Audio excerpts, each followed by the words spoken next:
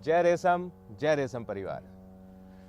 हम पुनः सेरिकल्चर दुनिया में आप सभी का हार्दिक अभिनंदन करते हैं और साथ ही मैं हार्दिक आभार व्यक्त करता हूं अपने साथ आज पुनः अपना अमूल्य समय देने के लिए डॉक्टर DC जोशी साहब का, जो कि सेंट्रल सिल्क बोर्ड से साइंटिस्ट डी एक वरिष्ठ वैज्ञानिक के पद से सेवानिवृत्त हैं और बहुत अनुभवी और ज्ञान प्राप्त है आपको रेशम के क्षेत्र में, और उसी का लाभ लेने के लिए आज हम यहाँ पर हैं। आपने हमारा पिछला वीडियो देखा था जिसमें हमने सहतूत की नर्सरी की स्थापना करने के लिए जो उसका बेड की तैयारी है वो कैसे की जाए उसके बारे में बहुत विवरण के रूप में हमने उसमें डिटेल से बताया है, और नहीं देखा तो आप उसे अवश्य देख लें, तभी आप इसको बहुत अच्छे से समझ पाएंगे। आज हम उससे आगे बढ़ने वाले हैं जिसमें हम आपको बताएंगे कि जो बेड बन गया था 15-20 दिन पहले, आज अब उसमें कटिंग लगाई जानी है सहतूत की, तो कैसे वो कटिंग लगाई जाएंगी, उस बेड में कितनी कितनी दूरी पे लगाई जाएंगी, क्या उनका तरीका होगा, कोई दवाई का प्रयोग करना है तो वो कैसे होगा, फला फला फला फला फला। तो हमारे साथ डॉक्टर साहब है, मैं आपसे अनुरोध करूंगा कि डॉक्टर साहब प्लीज़ बताएं कुछ कि कैसे हम करेंगे इसे वैज्ञानिक तरीके से। हाँ, धन्यवाद एम जी। जैसा हम लोगों ने पीछे कहा था कि नर्सरी की स्थापना जो है हमारे रेशम उद्योग का एक नींव का काम करती है, उसमें हमने नर्सरी बेड की तैयारी की बात कर ली थी। अब हम बात कर रहे हैं कि इसमें जो ये कटिंग्स हैं वो कैसे काटी जाएंगी, कैसे लगाई जाएंगी और उनकी दूरियां क्या होंगी। पिछले वीडियो में ही आपने देख लिया था कि वो बेड तैयार थे और वो बेड हम यहाँ फिर से देख रहे हैं 10x4 के बने हुए। 15-20 दिन हो चुके हैं इनको और अब हम देख रहे हैं। अब ये हम जो नर्सरी बेड है उसमें जो है हम कटिंग से कटिंग की दूरी जो है वो 4 इंच रखते हैं जी, और लाइन से लाइन की दूरी जो है वो 6 इंच रखते हैं। तो इसके लिए हम कटिंग लगाने से पहले 4-4 इंच की दूरी में सुराख कर लेते हैं, जिससे कि जो लगाने वाली बड हैं उनमें उनका नुकसान न हो और वो जो है स्वस्थ तरीके से भूमि के अंदर जाएं, जिससे कि अच्छा रूट बन सके। कैसे वो लेआउट होगा उसे देखते हैं हम, कि जैसा डॉक्टर साहब ने बताया थोड़ा सा पास से हम देखेंगे। हमने इसको लेआउट में प्रॉपर बिल्कुल कतार में कटिंग को लगाने के लिए, क्योंकि उसके वैज्ञानिक तरीका है, उसके लाभ हैं बहुत ज़्यादा। तो कैसे लाइन पे लगाएंगे, तो हमने ये 2 खूंटों में, एक देख रहे हैं आप उधर तक खूंटा लगा हुआ है और ये पीले रंग की रस्सी जो हाईलाइट हो रही होगी, दिखाई दे रही होगी, वो जा रही है एक सार। ये हम पहली लाइन की शुरुआत करने जा रहे हैं और ताकि ये सीधा रहे इसलिए हमने एक रस्सी बांध ली है और इसको दिखाएं। ये 2 कटिंग हैं जो 4 इंच और 6 इंच की। हाँ, ये जो बड़ी वाली मेरे हाथ में देख रहे हैं आप, ये 6 इंच की हमने एक लकड़ी अपनी सहूलियत के लिए काट ली है माप के लिए, और ये छोटी वाली आप देख रहे हैं ये 4 इंच की है। 6 इंच 4 इंच। अब जो 6 इंच है डॉक्टर साहब ने बताया कि ये जो हम पौध लगाएंगे उसमें कतार से कतार, लाइन से लाइन की दूरी होगी, और ये पौधे से पौधे यानी कटिंग से कटिंग के बीच की दूरी 4 इंच। कैसे रखेंगे अब उसको देखें, और उसके साथ ही इसकी नाप से हम उसमें छेद बना के रखेंगे पहले से, ताकि उसमें कटिंग लगाई जा सके। हाँ। जी जी, 4-4 इंच पे आप इसका यूज करिए, इसका इस्तेमाल करते हुए। कोई इतनी मोटी ऐसे नापे, तीखी लकड़ी का इस्तेमाल करते हुए हम छेद बनाते जाएंगे। मैं यहाँ पर यह बात साफ साफ बता देना चाहूँगा कि जो कटिंग से कटिंग और कतार से कतार की दूरी 4 इंच और 6 इंच अभी अभी डॉक्टर साहब ने बताई, वह उस केस में उपयोग की जाएगी जब हम बुश टाइप यानी कि झाड़ीनुमा पद्धति से प्लांटेशन करते हैं, जिसमें 3 से 4 माह पुरानी पौध का उपयोग किया जाता है। किंतु यदि जैसा कि उत्तराखंड में हमारे किसान वृक्षनुमा और ट्री टाइप का प्लांटेशन अपने खेतों में करते हैं, उस केस में जब वो 6 से 7 माह की पौध लेते हैं तब कटिंग से कटिंग की दूरी तो वे 4 इंच ही रखेंगे, किंतु कतार से कतार की दूरी वह 12 इंच यानी कि 1 फीट तक अपने वहाँ मेंटेन करेंगे एक अच्छी पौध लेने के लिए। डॉक्टर साहब, यहाँ पर एक सवाल मन में उठ रहा है जी, कि जैसे ये छेद बना रहे हैं तो कटिंग लगाने से पहले क्यों जरूरत है हमें इस छेद बनाने की? हम सीधे ही कटिंग ला करके, ये तो मिट्टी पे लग रहा है जैसे भुरभुरी ही है, और हम इसमें ऐसे रोप देंगे। हाँ, मैं यही कहना चाह रहा हूँ। एक्चुअली जो हम कटिंग में आगे बताएंगे कि 4 बड की हम कटिंग लेते हैं, जिससे कि 2 को ज़मीन से ऊपर और 2 को ज़मीन के नीचे, और ज़मीन के नीचे जाने वाली बड जो हैं वही उसमें रूट्स का, जड़ों का निर्माण करती हैं। यदि हम इसको टाइट ज़मीन में किसी ढंग से बिना छेद के डालेंगे तो वो बड जो है नुकसान हो जाएंगे, उससे रूटिंग कम होगी और इससे टोटल हमारा जो कटिंग का जो नर्सरी में हमारी सर्वाइवलिटी है या रूटिंग है वो परसेंट घट जाए तो अल्टीमेटली हमारी जो कटिंग मिलनी है उनका सब नुकसान होगा। बिल्कुल ठीक कह रहे हैं डॉक्टर साहब कि कटिंग, जैसे एक कटिंग जरा सा दिखाएंगे।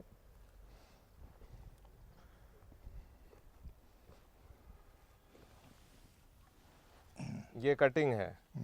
अब डॉक्टर साहब का कहना था कि भाई हमने पहले से ही गड्ढा क्यों खोद लिया इस कटिंग को डालने के लिए।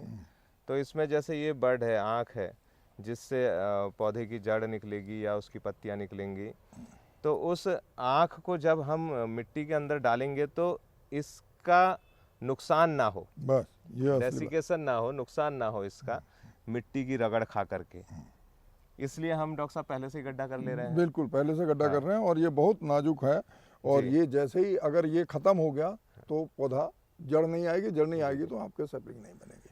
4x4 पे इन्होंने कर लिया है, 6x6 पे कैसे करेंगे देखिए, कतार से कतार। अब बताएं भाई, दिखाएं। ये देखिए 6 इंच वाली जो लकड़ी है उससे इसी की सीध में, जिसे हम कहते हैं कतार से कतार में ऐसे रख के छेद करें। यह देखिए यहाँ पर यह जो 6 इंच की कतार से कतार की दूरी ली जा रही है, यह झाड़ीनुमा प्लांटेशन के केस में है, लेकिन जब किसान भाई हमारे वृक्षनुमा प्लांटेशन करेंगे तब यह कतार से कतार की दूरी 12 इंच यानी 1 फीट वे रखेंगे। थोड़ा सा और उधर करा, थोड़ा सा, हाँ ये हो गया। देख रहे हैं 6 इंच की दूरी पर दोनों जगह इन्होंने अपने जो खूंटे रस्सी के किनारे थे उसको बदल दिया है 6 इंच की दूरी पर, ताकि आप पूरी रस्सी से एक सार आते हुए देखेंगे। आप देखें रस्सी से एक सार आते हुए तो देख रहे हैं कि अब ये दूसरी लाइन की तैयारी हो रही है। इसमें भी उसी प्रकार से 4-4 इंच पे आप छेद बनाते हुए जाएंगे।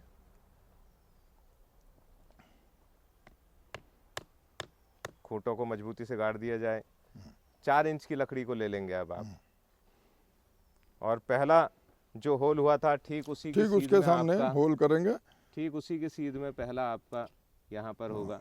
बिल्कुल, हाँ, कम से कम 2-3 इंच गहरा ये गड्ढा ध्यान रखें जब भी हम ऐसे लेआउट करते हैं तो रस्सी के जिस तरफ पहली लाइन बनाई थी इस तरफ या उस तरफ, वही तरफ हर बार वही चलेगी।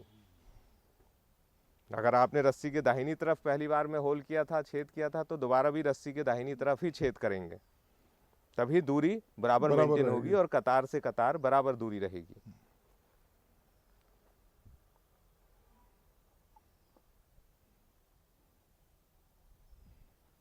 ये देख रहे हैं किसान भाई किस प्रकार से लाइन से लाइन, कतार से कतार हम इसको मेंटेन कर रहे हैं। वैसे डॉक्टर साहब जैसे मेंटेन कर रहे हैं लाइन से लाइन, कतार से कतार, क्या फ़ायदा होता होगा इसका डॉक्टर साहब? ये ऐसा नहीं लग रहा कि बहुत मेहनत लग जा रही है हमारी? तो नहीं, मेहनत का शुरू में ये एक बार लेआउट प्लान करने के बाद इसे किसान अपने हिसाब से कुटले से एक लाइन जैसी भी खींच सकता है, मेहनत कम करने। लेकिन इसका मूल फायदा देखिए, ये जो स्पेसिंग है ये इसकी उत्पादक क्षमता, नर्सरी की उत्पादक क्षमता भी बढ़ाती है। और जो हम बोलते हैं जैसे इकोनॉमी में बोलते हैं, यदि हम 1 एकड़ में उत्पादन करें उसमें भी हमें जो है ज़्यादा लाभ मिलता है। अगर हम इसे रेंडमली लगाएंगे तो कहीं पे हमारे पास खाली ज़मीन रह जाएगी, कहीं पे भरी भी रहेगी। बिल्कुल। तो पर यूनिट जो प्रोडक्शन है वो हमारा प्रभावित होता है, और पर यूनिट प्रोडक्शन से ही हमारा किसान का लाभ है। और किसान नर्सरी अपने आप में बहुत लाभप्रद सौदा है किसान के लिए। और हम ये भी देखें कि पौधे की बढ़वार भी तभी बेहतर होगी क्योंकि ये जो दूरी कतार से कतार और कटिंग से कटिंग की हम बता रहे हैं या किसी भी फसल में होती है, वो वैज्ञानिकों और बुद्धिजीवियों के द्वारा वर्षों के शोध के बाद निकाली गई है, ताकि उतनी जगह उस पौधे को अपनी महत्तम अधिकतम बढ़वार करने के लिए चाहिए। इसलिए अब हमने उसमें ऐसा कोई दिमाग नहीं लगाना है, हमने ये समझना है कि हम उसे अगर लाइन से बोएंगे सही दूरी के साथ तो वो अधिक से अधिक उत्पादन देगी। सीधा सा फंडा है भाई, देसी फंडा। अगर आप समझना चाहें, ज़्यादा गणित आपको नहीं समझ में आ रही या नहीं समझना चाहते हैं, तो सीधा सा देसी फंडा है कि वो अधिक से अधिक उत्पादन देगी, अन्यथा की दृष्टि में आप अपना नुकसान कर रहे हैं। और कोई भी जब हम कार्य करते हैं तो उसमें लाभ ही एक महत्वपूर्ण बिंदु है, और अगर लाभ नहीं आया तो फिर बाद में किसान ही या जो भी लाभार्थी है वो कहेगा साहब हमको इससे फायदा नहीं हुआ। डॉक्टर साहब कटिंग भी देख लेते हैं कि वो कटिंग कैसी होगी, बिल्कुल, क्या क्वालिटी होगी उस कटिंग की। हाँ, ये कटिंग है हमारे पास। किस प्रकार की कटिंग होनी चाहिए, क्या गुणवत्ता होनी चाहिए, क्या माप होनी चाहिए? हाँ, ये देखिए रेशम की कटिंग जो हम लोग कहते हैं, ये कम से कम 6 से 7 इंच लंबी, और उसमें कम से कम ये जो बर्ड्स हैं वो 4 होनी चाहिए, जिससे कि 2 बर्ड्स जो हैं वो भूमि के नीचे जा सकें ये, और जो जड़ का निर्माण करेंगी, और 2 बर्ड ऊपर रहें जिनसे पत्ती का निर्माण होगा, तने का निर्माण होगा। इसलिए ये ज़रूरी है। और ये 6 से 7 इंच लंबी और सरकमफ्रेंस में 1 से 1.5 इंच का होना चाहिए मोटाई का, जिसे हम किसान के लिए कहते हैं कम से कम 1 अंगुल की मोटाई की ये होनी चाहिए नर्सरी के लिए कटिंग। डॉक्टर साहब, इसमें तिरछा कट जैसा दिखाई दे रहा है, क्या तिरछा करना होता है? हाँ, ये स्लेंटिंग जैसे कहते हैं, तिरछा कट जो होता है, ये नमी को और किसी भी उसके लिए रोगाणु को जो है सरफेस से तुरंत जो है मुक्त कर देता है। और अगर इसमें कोई पानी आता है या दूसरा वो होता है, उसकी मदद से तुरंत बह जाना चाहिए, इसलिए इसे तिरछा काटा जाता है। हमेशा आप देखेंगे ये कटिंग तिरछी ही कटती है। ये बहुत ही ऐसा लग रहा है बड़े प्यार से काटा होगा जैसे। तो डॉक्टर साहब, क्या यंत्र इसके लिए इस्तेमाल करते हैं? क्या ये सिकेटियर तो नहीं करते हैं ऐसा? हाँ, ये इसे हम सिकेचेर या प्रूनिंग सीजर कहते हैं, उसके द्वारा कटिंग को काटा जाता है। ये हाँ।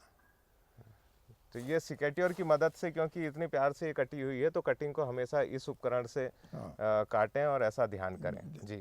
और अब इसका क्या करेंगे डॉक्टर साहब, इसको लगाने से पहले? अब लगाने से पहले देखिए, फिर जैसा अभी आपने स्लेंटिंग की बात किया था, इसमें कुछ प्रकृति के वातावरण से इसमें कीटाणु हो सकते हैं, खासतौर पर फंगस का अटैक पहले होता है, इसलिए इसमें बावस्टीन सोल्यूशन में इनको 10 से 15 मिनट तक इस ढंग से डुबोया जाता है इन कटिंग को। दिखाई दे रहा है ये बावस्टीन का सॉल्यूशन होगा जी। वो दवाई दिखाएं थोड़ा सा। हाँ, ये बावस्टीन का है। ये दवाई जो है बावस्टीन है। 0.2% बावस्टीन सोल्यूशन में 10 से 15 मिनट तक इनको एक हिस्से को डुबो के रखा जाता है, ताकि इसमें किसी प्रकार का बीमारी ना आ सके, फंगल इन्फेक्शन ना हो सके। ये बावस्टीन जो आप देख रहे हैं, ये इसका कॉमर्शियल नाम है, कंपनी का नाम है। इसके अंदर जो काम करती है, अगर कोई स्टूडेंट भी ऐसे देख रहे हों या अच्छे जानकार किसान, तो इसमें जो काम करता है वो तत्व है कार्बेंडाजिम। जो रसायन है वो कार्बेंडाजिम है। तो मार्केट में बावस्टीन या फिर किसी अन्य नाम से भी आ सकती है, लेकिन हमें ध्यान रखना होगा कि उसमें जो रसायन है वो कार्बेंडाजिम है। लेकिन अगर बावस्टीन नाम से भी आप लाएंगे तो वो यही चीज़ होगी, जो डॉक्टर साहब ने कहा कि एक फफूंदी नाशक दवाई है या फंजीसाइड है जी। डॉक्टर साहब, इसको हमने कितना मिलाया होगा इस दवाई को? ये 0.2% जो सोल्यूशन इसका बनाते हैं हम। 0.2% का मतलब डॉक्टर साहब कि ये पाउडर फॉर्म में तो 2 ग्राम 1 लीटर 2 ग्राम 1 लीटर में इस दवाई का हमने 2 ग्राम 1 लीटर में मिलाया होगा। अगर इसमें हम इसे मिलाएं, ये 2 ग्राम है डॉक्टर साहब, ये इस दवाई का 2 ग्राम निकाला गया है। हाँ। इसको हम इसमें, ये 1 लीटर पानी है, 1 लीटर पानी है, इसमें इस ढंग से इसे डाल के और किसी लकड़ी की मदद से इसे इस ढंग से जी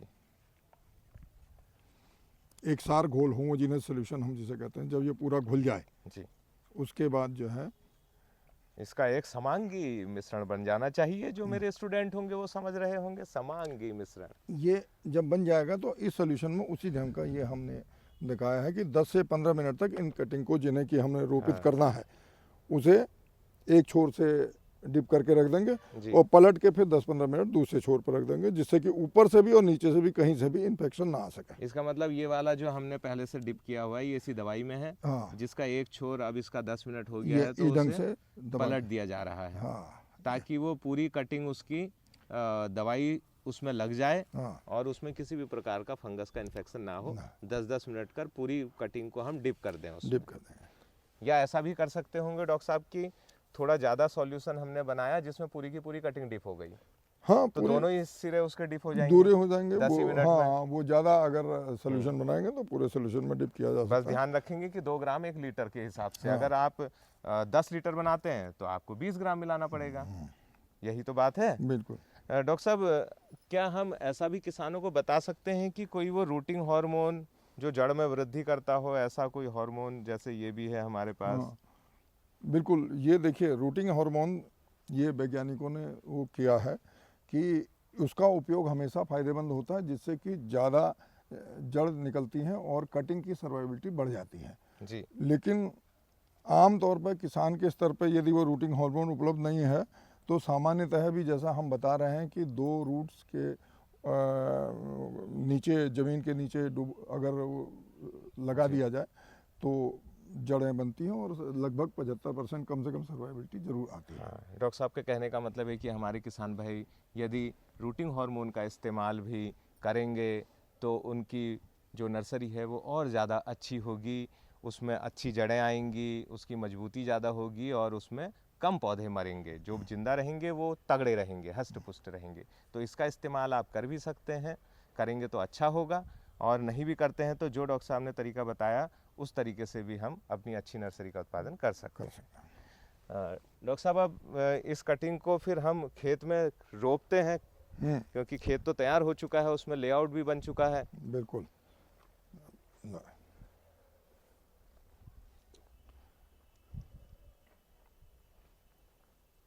अब इसको खेत में भाई लगाने का तरीका भी अभी डॉक्टर साहब जैसे आपको बताएंगे। जब मैंने डॉक्टर साहब से जाना तो लगा कि अरे इसमें भी वैज्ञानिकता है कुछ। अरे भाई, यहाँ तो हर चीज़ में वैज्ञानिकता है। ये देखिए, हम किसान भाइयों को बताना चाह रहे हैं, जैसा हमने कहा कि कम से कम 4 कटिंग होनी चाहिए। हाँ। 4 बड होनी चाहिए एक कटिंग में। और ये बड को जब हम लगाते हैं डुबाने के बाद ईस्ट फेसिंग यानी पूरब की ओर मुंह करके जी ये लगाई जानी चाहिए, और 2 जो बड हैं वो ज़मीन के नीचे जानी चाहिए जिनसे कि जड़ निकलेगी, और 2 कम से कम ऊपर रहनी चाहिए जिनसे कि पत्ते और ब्रांच टहनियाँ निकलेंगे। अरे सुना आपने भाई, डॉक्टर साहब कह रहे हैं ईस्ट फेसिंग मतलब पूरब पूरब की ओर मुंह। पूरब की तरफ हमारे जो ये कटिंग है लगाते समय उसका मुंह लगाने के बाद पूरब की तरफ होना चाहिए। और डॉक्टर साहब ने जैसे शुरू में बताया कि कटिंग में 4 कम से कम आंखें होनी चाहिए। उन 4 आंखों में से 2 तो भैया जमीन के अंदर चली जाएं और जो 2 हैं वो बाहर रहें। देखिए डॉक्टर साहब उसको जैसे लगा रहे हैं अब होल।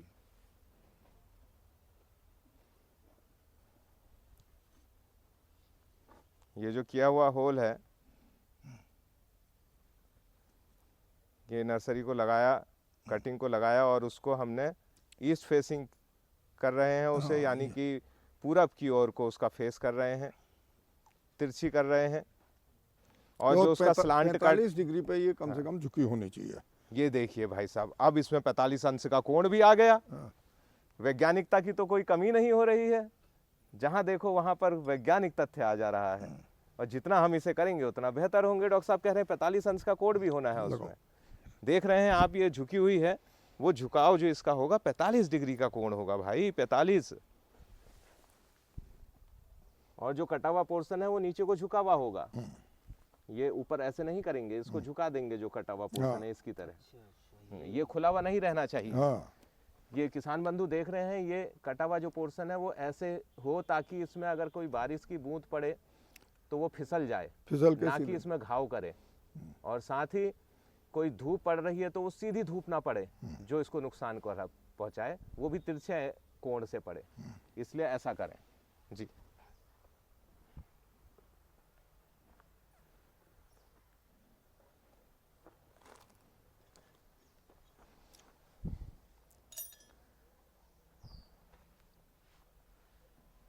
ऐसी ही गजब गजब वैज्ञानिक बातें हम अपने किसान भाइयों को सिखाने के लिए उपस्थित होते रहते हैं, ताकि इन वैज्ञानिक तरीकों से वो बहुत बेहतरीन उत्पादन कर सकें, अपनी आय में वृद्धि कर सकें। और ऐसा करेंगे तो समूचे मानव समाज का ही विकास होगा।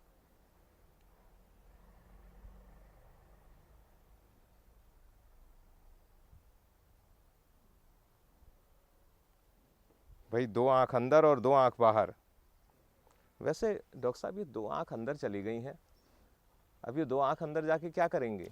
ये जैसा मैंने पहले भी कहा, ये आँखें ही हैं, इसे हम वेजिटेटिव प्रोपोगेशन कहते हैं, यानी कि ये बीज से नहीं बल्कि कटिंग से ही इसका द्विगुणन या मल्टीप्लिकेशन होता है। बीज के अतिरिक्त किसी पौधे के किसी अन्य भाग से। हाँ, अन्य भाग से। तो ये कटिंग से हो रहा है और इसमें ये चीज़ें जो निकलेंगी, यानी कि जो आँखें हैं वही पत्तियाँ और तना भी बनाती हैं, वही आँखें जड़ भी बनाती हैं जी। और वो जो ज़मीन के अंदर गई वो जड़ के निर्माण करेंगी। और जड़ से एक बार वो ज़मीन में जाती हैं तो ये उर्वरा तत्व लेंगी और उसके साथ ये जो है पत्तों का निर्माण करेंगी ऊपर की बेड से। इसलिए दो का सिद्धांत इसलिए रखा कि एक में हो सकता है, जैसे हम सर्वाइवल ऑफ फिटेस्ट कहते हैं, कोई संघर्ष हो, कुछ हो, मर भी जाएं, लेकिन दो जड़ों में से एक निश्चित रूप तो से कम से कम जड़ निकल ही जाएगी, बन ही जाएगी, जिंदा रहेगी और जड़ का निर्माण करेगी। दो करेगी तो और अच्छा है। और इसी ढंग से ऊपर जो है, जो आगे की प्रक्रिया के लिए फोटोसिंथेसिस होना, पत्तों का निकलना है, कम से कम एक से तो पत्ते जरूर निकलेंगे। और इनको थोड़ा सा झुकाइए। हाँ जी, 45 डिग्री का अंश समझ रहे हैं आप? 45 डिग्री का कोण, यानी कि जब हम जमीन से इतना खड़ा रखेंगे तो ये 90 होगा। इधर देखिए साहब, ये 90 होगा, बिल्कुल खड़ा होगा तो उसका आधा एकदम। ये इस समय जमीन के साथ 90 का बना रहा है, इसका बिल्कुल आधा ये 45 होगा। तो अब इसी हिसाब से हम जो है अपनी पौध की कटिंग को लगा रहे होंगे। डॉक्टर साहब ने बहुत ही बेहतरीन चीज़ बताई। डॉक्टर साहब, हर यहाँ पर भी ऐसा देखने को मिल रहा है कि प्रकृति का चमत्कार ही कहेंगे हम इसे। हम तो एक ऐसी कटिंग को लगा रहे हैं जिसमें 4 आँखें हैं। बिल्कुल। और जब इस किसी आँख का मिट्टी से मेल हो रहा है तो उसमें जड़ निकल आ रही है। हाँ, जड़ निकल रही है। और जिसका हवा से मेल हो रहा है तो पत्ते और तने निकल आ रहे हैं। बिल्कुल कमाल, प्रकृति की बहुत देन है। और उसी की बदौलत हम जो हैं अपना जीवन यापन भी कर पा रहे हैं। अपना भरण पोषण, पहनना, आभूषण सभी प्रकृति की सभी प्रकृति के। और किसान भाइयों के लिए ये एक बहुत बड़ा वरदान है, क्योंकि उन्हें बीज लेने के लिए कहीं जाना नहीं है। अपनी ही पौधों से, जो रेशम पौधे हैं, उनसे कटिंग को काट के वो ये इसका निर्माण कर। ये डॉक्टर साहब आपने बहुत ही बेहतरीन चीज़ बताई। क्योंकि कई बार हमारे किसान भाई इस चीज़ के लिए चिंतित रहते हैं कि भाई पौध कहीं से कोई अच्छी पौध मिल जाए। अब अगर उनके पास खुद ही कोई अच्छी वैरायटी का पौधा लगा है तो उसी की कटिंग का इस्तेमाल करके वो तो बिल्कुल उसी की कटिंग का इस्तेमाल करके आगे उसको अपने यहाँ नर्सरी के रूप में एक नए उद्यम की शुरुआत कर सकते हैं। और अपने साथ ही अपनी जो कम पौधे हैं उनमें तो लगाएंगे ही, साथ में पूरा एक व्यापार है जो विभाग को और लोगों को सबको नर्सरी जो है, और रेशम विभाग भी किसान नर्सरी को खास तौर पर बढ़ावा देता है ताकि किसान अपने पैरों पर खड़े हो सके, अपने स्तर से रोजगार। अरे डॉक्टर साहब, बढ़ावे से मुझे ध्यान आया कि हमारे पास तो ऐसे ऐसे किसान और किसान समूह हैं जो नर्सरी लगा रहे हैं। और कहना चाहिए कि लाख लाख नर्सरी लगा रहे हैं, अपने एक एक एकड़ में नर्सरी लगा रहे हैं और लाखों रुपए तक जो है उनका समूह कमा रहा है। बिल्कुल बिल्कुल। तो इतने भी जो है सफल हमारे पास किसान समूह हैं और फिर उनकी सप्लाई पूरे जिले या स्टेट में भी जहाँ पर जरूरत होती है वहाँ तक हो रही है। हाँ, तो ऐसे हमारे पास किसान और बिल्कुल। ये रेशम विभाग का सबसे बड़ा प्रयास यही है। और मैं किसान भाइयों से भी कहना चाहूँगा, देखिए आप प्रोडक्ट लगाने को हर डिपार्टमेंट आपसे कह देता है, लेकिन रेशम विभाग उसके साथ साथ आपके मार्केटिंग की भी व्यवस्था करता है। देखिए, नए किसानों के साथ आप उनकी नर्सरी को खरीदते हैं, उन्हें पैसा देते हैं, कटिंग और सैपलिंग, फिर आगे जो है ये सैपलिंग लगाई जाती है जिससे पौधारोपण होता है। कहना चाहिए कि रेशम विभाग भाई कदम से कदम तक आपके मिल के आपको आखिरी मंजिल तक पहुंचाता है। बिल्कुल। और कहता है, उज्जवल रेशम ऊंचा दाम, बड़े किसानों का सम्मान। और यहीं पर नहीं रुकता डॉक्टर साहब, वो फिर कहता है, रेशम की पैदावार बढ़ाएंगे, हर घर हम खुशहाली लाएंगे। बिल्कुल बिल्कुल। तो ये साहब हमारे रेशम परिवार का ध्येय वाक्य है। और ऐसी बातचीत करते करते पता भी नहीं चला। और देखिए, ये 2 कतारें हमारी सज भी गई हैं। ये ऐसे लग जाएंगी भाई साहब। देखिए, आप जब नर्सरी आपकी लग चुकी होगी तो वो ऐसे दिख रही होगी, तिरछी होगी।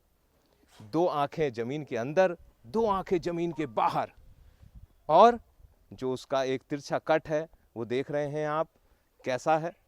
और साथ ही जो उसका झुकाव है वो पूरब की ओर को है। ये ख्याल आप रखेंगे। इसके बाद हम क्या करेंगे डॉक्टर साहब? अब क्या सिंचाई जैसा कुछ? हाँ, ये सिंचाई आपने बहुत ही महत्वपूर्ण प्रश्न पूछा। देखिए, किसी में जैसे हर किसी में आपको बोने के बाद सिंचाई का महत्व होता है, उसी ढंग से इसमें जो है हम आमतौर पर तुरंत से लेकर 24 घंटे के अंदर इन ट्रेंचों की मदद से सिंचाई करते हैं, जिससे नमी पहुंच जाती है, जिससे रूटिंग प्रोसेस शुरू हो जाएगी। तो हम तुरंत इसमें सिंचाई करेंगे और 24 घंटे के अंदर, 24 घंटे से बाद में नहीं जाएंगे, जिससे कि नहीं तो ड्राई, ये बाहर की ज़मीन सूखी अगर होगी तो स्टेम से एक्सोस्मोसिस होगा और वो कटिंग जो है सूख जाएगी, रूटिंग नहीं होगी। तो डॉक्टर साहब वो 24 घंटे के भीतर हम इसमें किस प्रकार से, क्योंकि अभी हम चाहते हैं कि इसी वीडियो में हम किसान को समझा सकें कि वो इन जो हमने ये चैनल बनाए हैं, जो गूल बनाई हैं इरिगेशन के लिए, उसके माध्यम से होगा शायद। हाँ, तो वो कैसे कर रहे होंगे? किसान से तो हम ये कहेंगे कि वो जहाँ पर भी बेड बनाए जी उनके पास एक नहर या ट्यूबवेल या लिंक ऐसा हो जिससे सिंचाई की गूल आती हो, जी वो किसान के लिए। लेकिन हम यहाँ पर डेमो में जो आपके पास बकेट से या दूसरे से पानी है उसमें डाल के दिखा सकते हैं कि कैसे वो सिंचाई के रूप में इस्तेमाल हो रही होगी। जी ये हटा दो दोनों चीज़ें।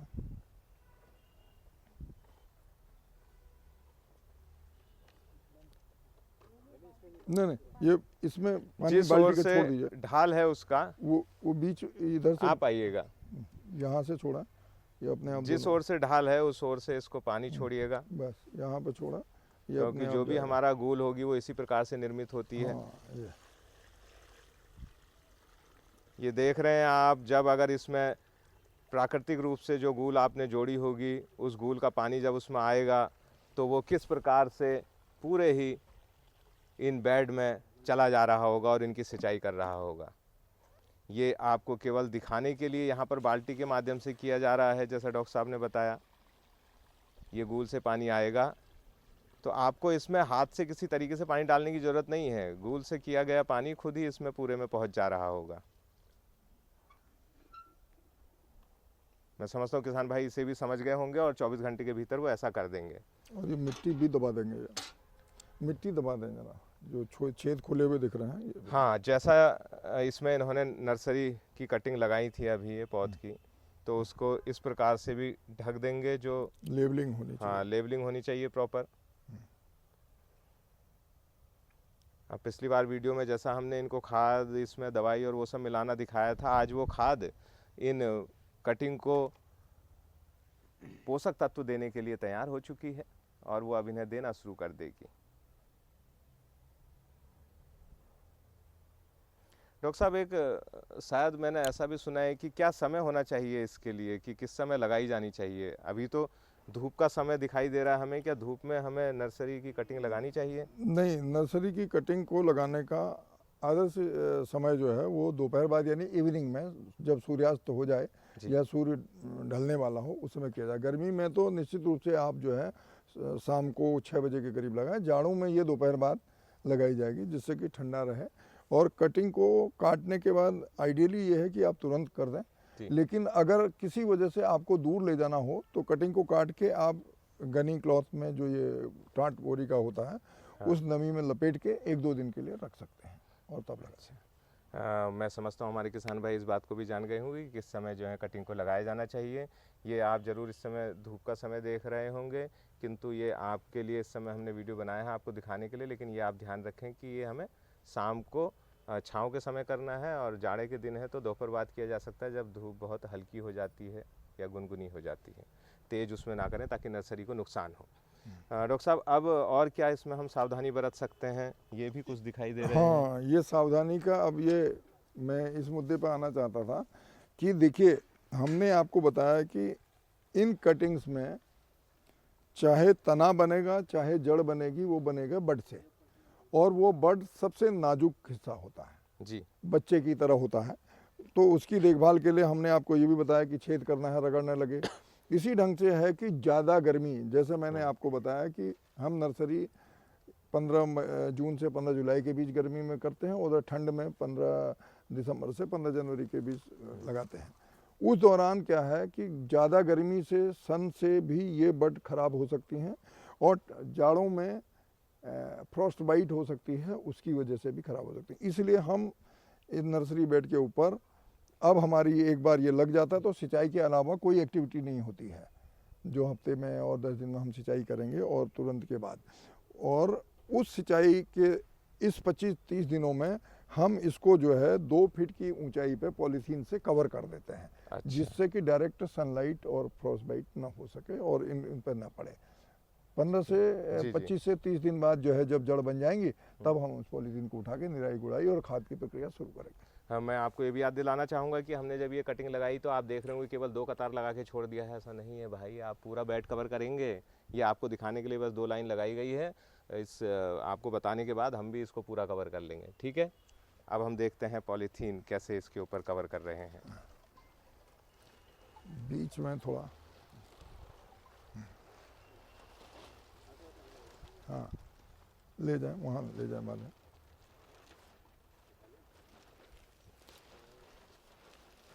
एक जना इधर आ जाए बस।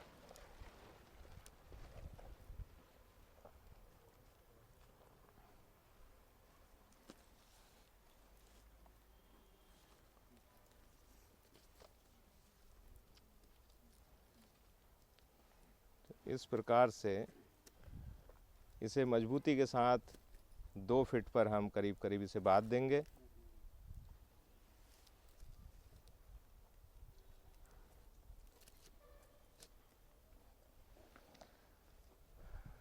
हाँ, थोड़ा इसको मजबूती से बांध देंगे। जैसा डॉक्टर साहब ने कहा, अब आपको भी नज़र आ रहा होगा कि इसके ऊपर एक ऐसा कवर हो गया है जिस पर जो जाड़ों के दिन है तो कोई पाला जो एकदम ठंडा जो उसको नुकसान पहुंचा सकता है, ऐसा कोई पाला नहीं पड़ रहा होगा। गर्मियों के समय हम देखें तो बहुत तेज़ धूप नहीं हो रही होगी या सीधी बारिश तगड़े तरीके से उसमें नहीं पड़ रही होगी। साथ ही इसके नीचे हम देख रहे हैं कि इतनी जगह है कि वो सिंचाई तो खुद इसकी हो जा रही होगी, नाली के ज़रिए सिंचाई हो जा रही होगी।